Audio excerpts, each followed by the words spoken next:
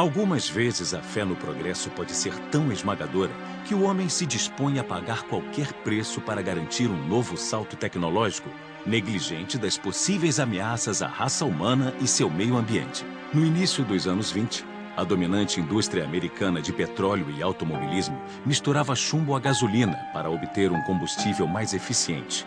Naquele tempo, já se sabia que o chumbo era venenoso e nocivo ao sistema nervoso, sobretudo em crianças.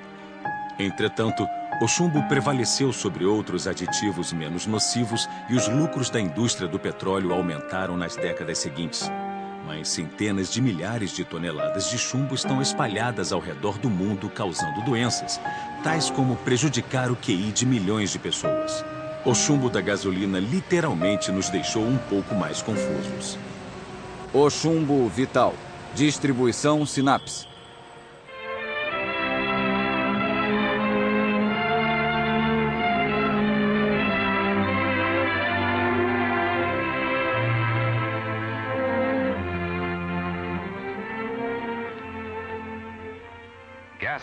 Gasolina. Poderosa ferramenta mágica moderna. Nossas vidas, nossos empregos e nossas cidades são movidos pelo transporte motorizado a gasolina. Nada causou um impacto tão profundo no desenvolvimento da sociedade no século XX como o automóvel. Em poucas décadas, o carro se tornou o meio de transporte eficiente preferido do homem. O crescente número de ruas e estradas pelo mundo mostra isso. Desde que surgiu, nosso entusiasmo com o carro e suas qualidades nunca diminuiu. Era um dia maravilhoso, não muito tempo atrás, quando o primeiro automóvel apareceu numa cidade americana. Os mais jovens corriam excitados atrás da última maravilha mecânica.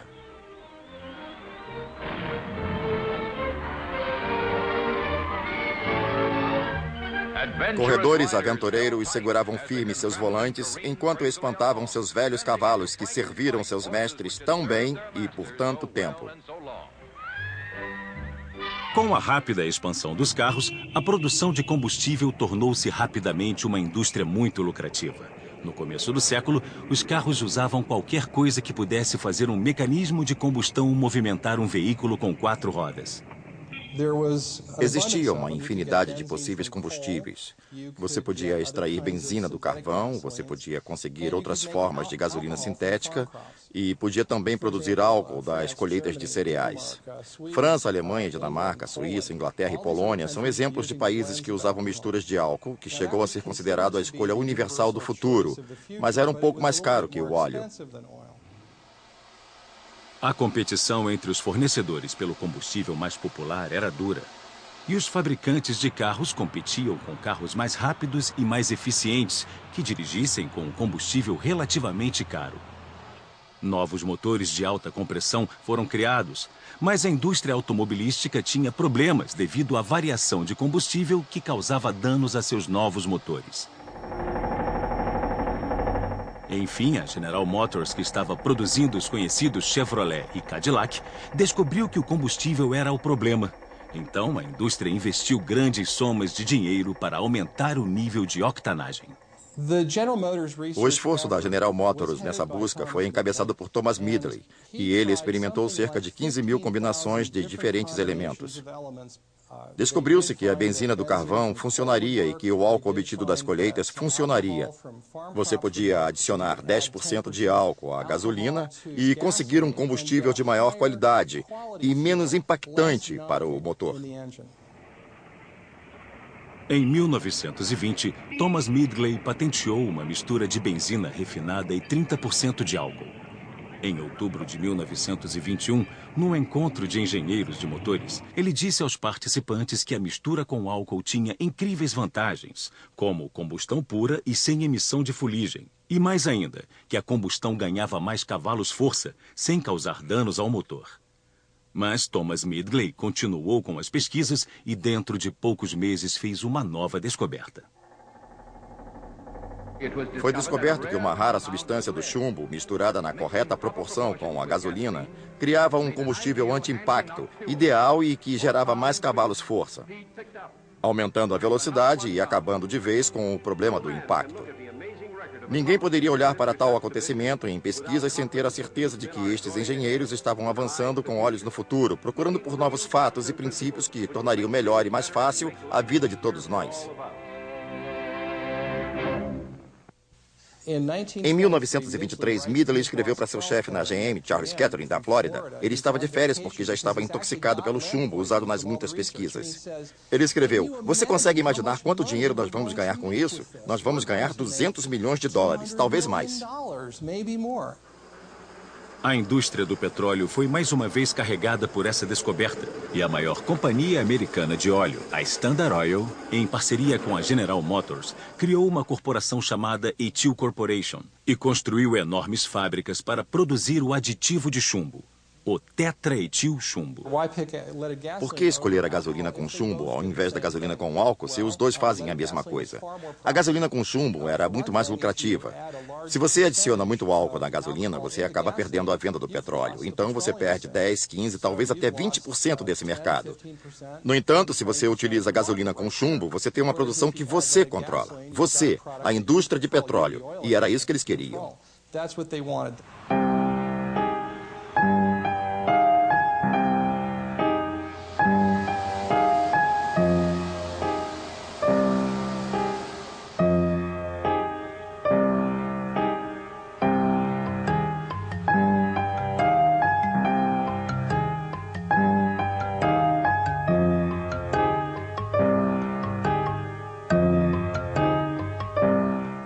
Há muito tempo, o chumbo é documentadamente venenoso. Desde meados do ano 100 a.C., era de comum conhecimento na Roma Antiga que o chumbo pode causar insanidade e, eventualmente, a morte. Os romanos tentavam proteger seus escravos que trabalhavam nas minas de prata, onde eles eram expostos à poeira de chumbo, com máscaras para evitar que eles inalassem muita poeira. Isto foi há 2000 anos. Então, nós sabíamos que o chumbo é venenoso. O que aconteceu ao longo dos anos é que nós começamos a apreciar este chumbo tóxico, que aparece em concentrações cada vez menores. Chumbo é um dos venenos mais conhecidos da história. Ele era bem conhecido como veneno profissional em indústrias da França, da Inglaterra e da Alemanha na Revolução Industrial. E era muito conhecido nos Estados Unidos como veneno industrial. Então, quando a Standard Oil e a General Motors quiseram usar como gasolina, oficiais da saúde pública ficaram muito preocupados. Eles não podiam imaginar por que alguém iria querer fazer uma coisa dessas. No outono de 1922, o diretor-geral do Departamento de Saúde americano perguntou à General Motors sobre uma estimativa do impacto na saúde pelo uso de chumbo na gasolina. Na época, a General Motors ainda não tinha estudado a questão de perto e se ofereceu para financiar uma investigação. E o Ministério Americano de Mineração, reconhecendo a gravidade do assunto, demonstrando grande compreensão de algumas necessidades dos patrocinadores, concordou em divulgar suas descobertas. A General Motors solicitou ao escritório americano de Minas para não se referir ao estudo como estudo sobre gasolina com chumbo, para não utilizar a palavra chumbo. Ao invés disso, pediram que utilizasse uma palavra que seria o nome do produto, que era etil. Etil é um nome de mulher, e é um bonito nome para uma mulher. Minha avó se chamava Etil. Então eles chamaram de gasolina etil, que na verdade era gasolina com chumbo. O objetivo era afastar a atenção do termo chumbo. Mas era difícil afastar a atenção do chumbo, uma vez que, para os trabalhadores que produziam tetraetil chumbo, a substância já tinha uma reputação ruim. Gás maluco quer dizer uma coisa que te deixa louco. E foi assim que os trabalhadores o chamaram, porque eles sabiam que trabalhar naquela parte da refinaria era muito perigoso. Na fábrica do Pont, submersa em água profunda, alguém desenhou uma enorme borboleta na parede lateral para representar que esta era a casa das borboletas. Porque o que estava acontecendo era que os operários viam borboletas que não estavam lá. Eles estavam tendo alucinações devido aos efeitos nocivos do veneno. Durante o outono de 1924, mais e mais reportagens eram publicadas sobre o mal crescente sobre os operários. E em 27 de outubro, o New York Times publicou um artigo sobre o Sr. McSweeney, que passou mal a caminho de casa após sair do trabalho. O jornal publicou o seguinte: na manhã seguinte, a cunhada dele ligou para a polícia porque ele estava agindo irracionalmente e uma patrulha foi mandada à sua casa. Por fim, o policial precisou da ajuda de mais 3 homens para controlá-lo e levá-lo até o hospital, onde o puseram numa camisa de força. No mesmo dia, o jornal reportou que outro empregado, o Sr. Dymock, de acordo com os familiares, tinha acordado no meio da noite e saltado da janela de seu quarto, no 2º andar. Quando a companhia Standard Oil abriu sua fábrica de tetraetil chumbo em 1924, eles criaram um processo tão desastroso que, com 1 mês de abertas as operações, 5 pessoas morreram violentamente insanas e cerca de 45 ficaram gravemente feridas pela pior intoxicação por chumbo que os especialistas já tinham visto. Isto causou um grande alarde. As pessoas se perguntavam o que havia provocado aquilo. Foi quando descobriram que as mesmas substâncias estavam sendo colocadas na sua gasolina e eles nem faziam ideia. Surgiu a necessidade de uma investigação federal.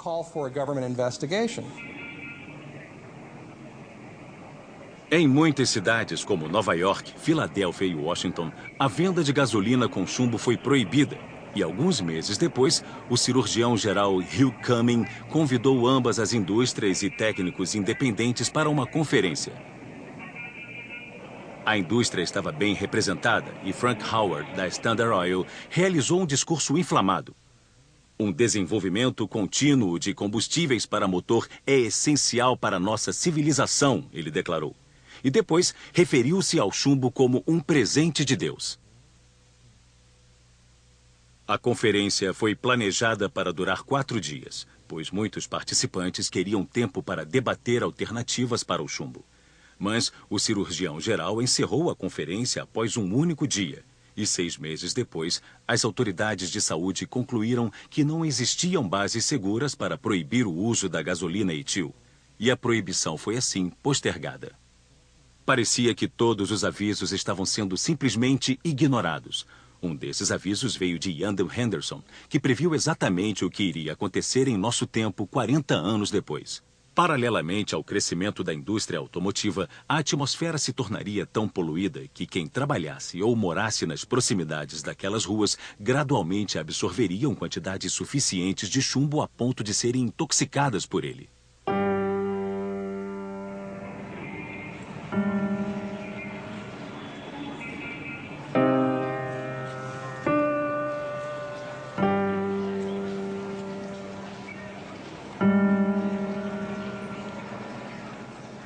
Muitos industriais e inventores proeminentes sustentaram que o álcool ainda era preferível ao chumbo.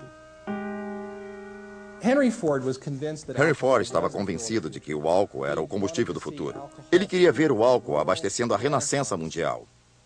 Alexander Graham Bell, o inventor do telefone, concordou, como muitos outros inventores famosos da época foram favoráveis ao uso do álcool como propulsor de octanagem.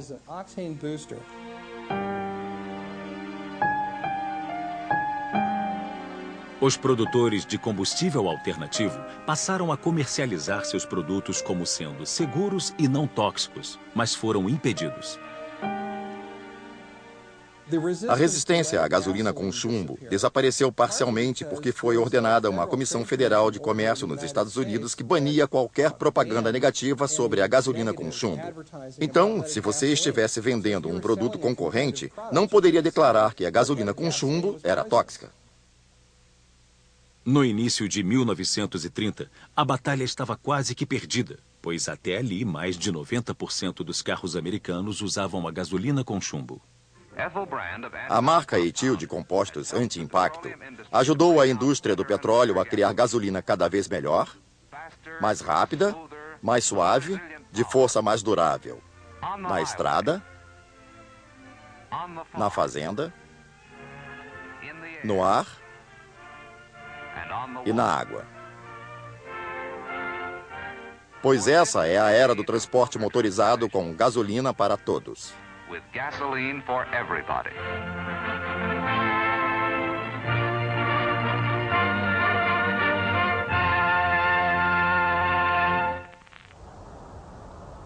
A indústria do petróleo voltava-se agora contra o mercado europeu, onde a gasolina misturada ao álcool era dominante, e a indústria conseguiu apoio com as autoridades de saúde americanas. O Serviço de Saúde Pública, de fato, comercializou gasolina com chumbo em nome da Ethyl Corporation e da Standard Oil. Eles realmente foram lá e disseram que não havia nenhum problema com aquele produto. Então, por que não usá-lo? No Arquivo Nacional existe uma pasta cheia de cartas que foram mandadas pelo cirurgião-geral para os centros de serviço de saúde pública em vários países: Suécia, França, Grã-Bretanha, Alemanha, Dinamarca, Suíça e para o resto do mundo. As cartas diziam basicamente: nós fizemos um estudo e constatamos que não existem problemas. Sintam-se livres para utilizar isto em seu país. Ficarei honrado em dividir este estudo com vocês. Trazia o carimbo azul do Serviço de Saúde Pública dos Estados Unidos. Então vinha com as melhores recomendações possíveis e estava claro que possuía grandes vantagens tecnológicas. E a Europa não estava preparada para formular uma segunda opinião nesta questão. Foram precisos muitos anos para que a Europa começasse a pensar de forma independente sobre o assunto.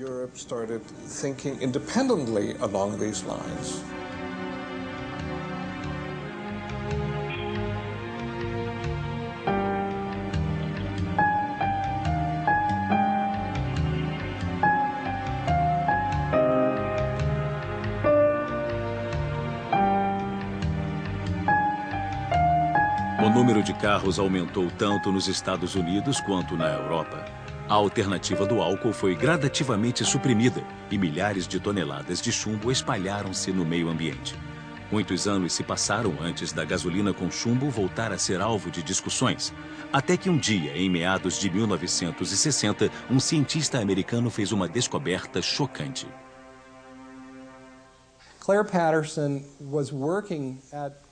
Claire Patterson trabalhava na faculdade Caltech. Estava tentando determinar a idade da Terra e usava isótopos de chumbo para fazê-lo. E, enquanto trabalhava, percebeu que seu laboratório estava tão contaminado por chumbo que ele não sabia ao certo quando tinha começado, mas estava com problemas para ler.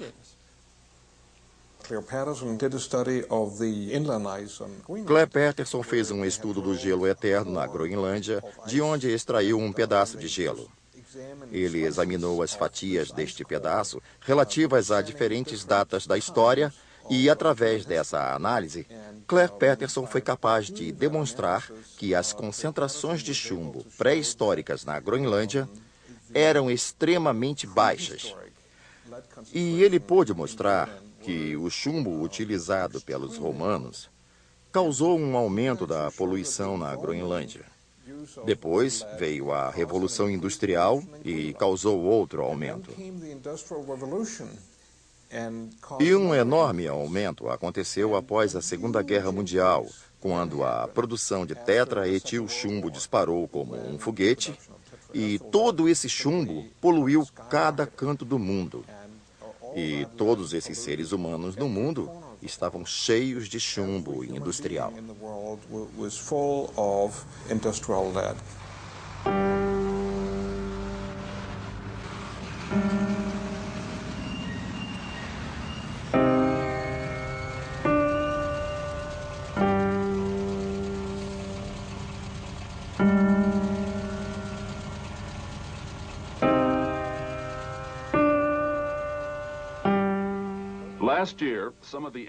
Ano passado, alguns animais do zoológico de Staten Island, em Nova York, estavam envenenados. Alguns morreram, outros, incluindo este leopardo preto, ficaram paralisados. O envenenamento foi um mistério e o zoológico pediu aos doutores da Universidade de Medicina de Nova York para solucioná-lo. Qualquer que tivesse sido, o veneno só poderia ter vindo do meio ambiente. E era forte o suficiente para causar dano permanente ao sistema nervoso do leopardo preto. Exames de sangue mostraram que o veneno era chumbo. Essa notícia foi tão estarrecedora que os médicos ampliaram seus estudos a outros animais que viviam em jaulas ao ar livre em outros zoológicos. De acordo com o Dr. Shaw, para quem enviamos amostras, os níveis estavam tão altos que ele não acreditou que os animais estivessem vivos. O envenenamento por chumbo nos animais do zoológico vem da gasolina com chumbo. Automóveis despejam 200 mil toneladas de chumbo tóxico no ambiente urbano a cada ano. É demais para os animais suportarem. São condições perigosas, não só para os animais enclausurados nos zoológicos, mas também para todas as pessoas que vivem naquela vizinhança e até para os que vão apenas como visitantes.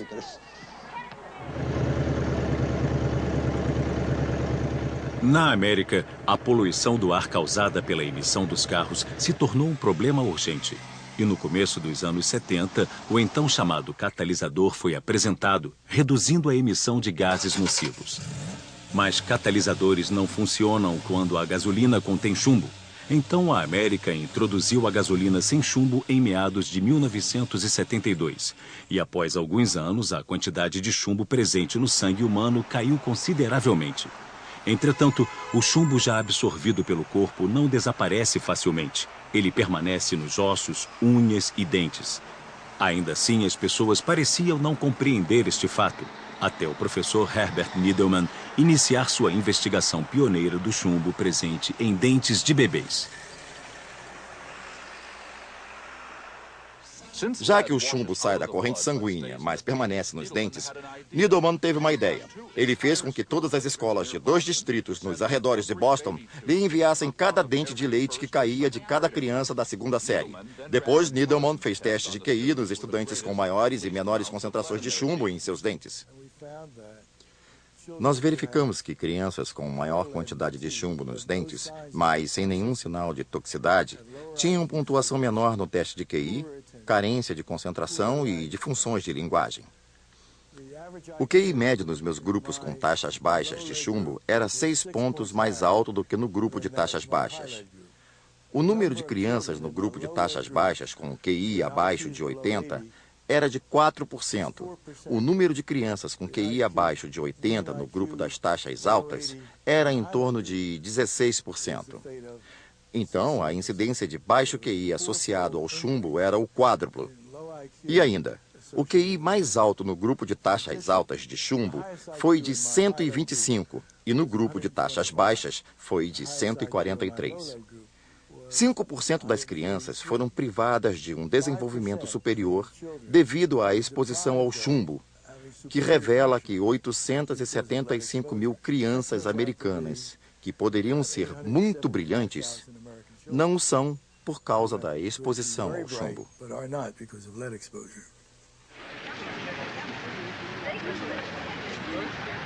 As investigações do Dr. Needleman causaram grande preocupação entre os pais, não só na América, mas também na Europa. E mudanças preventivas tiveram início, de forma que no começo dos anos 80, os países da Europa também começaram a reduzir a quantidade de chumbo na gasolina, até que, eventualmente, a gasolina sem chumbo foi apresentada. Assim como na América 10 anos antes, a concentração de chumbo no sangue humano passou a diminuir lentamente na Europa. Mas no fim dos anos 80, o professor Needleman fez uma descoberta ainda mais chocante.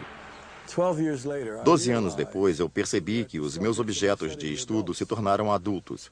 Então, com a ajuda de meus colegas em Boston, nós conseguimos encontrar metade deles e trazê-los de volta para novos testes. E descobrimos que ter altas taxas de chumbo em seus dentes em 1976 estava associado com uma incidência 7 vezes maior de reprovação no ensino médio.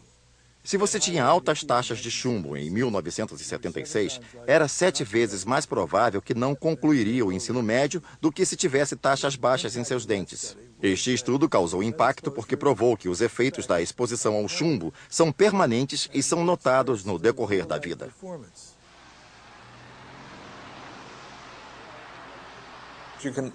Você pode facilmente sobreviver sem um rim. Você não precisa, essencialmente, dos 2 rins. Mas você certamente precisa do máximo de cérebro que puder manter.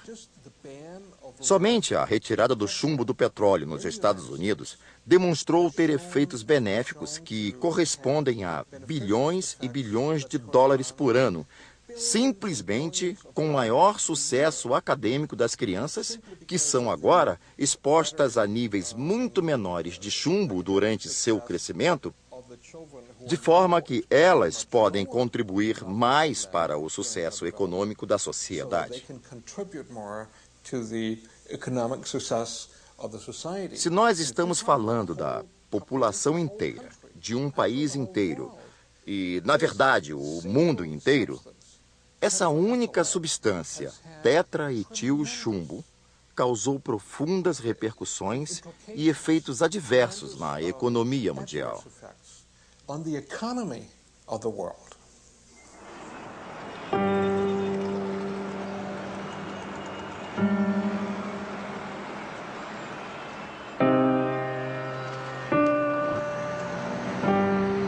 No fim dos anos 90, o chumbo havia praticamente desaparecido na Europa e de muitos outros países que seguiram seu exemplo, mas não na África, onde grandes quantidades de gasolina com chumbo continuam sendo usadas. Na África do Sul, por exemplo, onde grandes concentrações de chumbo ainda podem ser encontradas nas veias de crianças e adultos.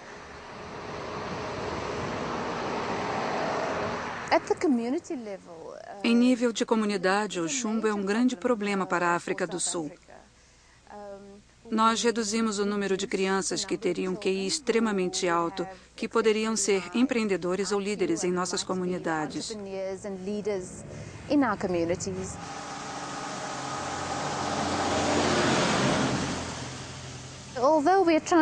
Embora estejamos tentando fazer o que for possível para assegurar que essas crianças não mais serão expostas ao chumbo, o legado do chumbo entre as crianças irá continuar. E para as mulheres especialmente, quando ficarem grávidas no futuro, existe um risco ainda de que muito desse chumbo atravesse a placenta e chegue até o bebê. De modo que os bebês que estão crescendo podem ter ainda um alto nível de chumbo em seu sangue, devido à exposição que a mãe sofreu em sua infância.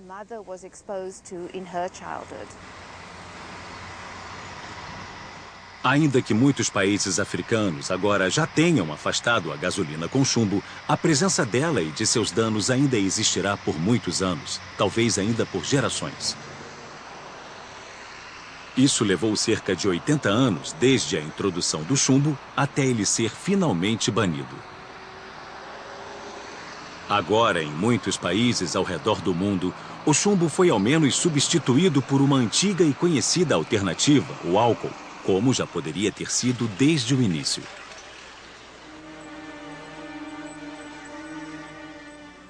Parece uma ironia que tenhamos terminado com o etanol agora como a grande resposta. Não a única, mas uma das grandes respostas para o problema do combustível e do anti-impacto. De uma maneira que era perfeitamente óbvia para as pessoas de 1920.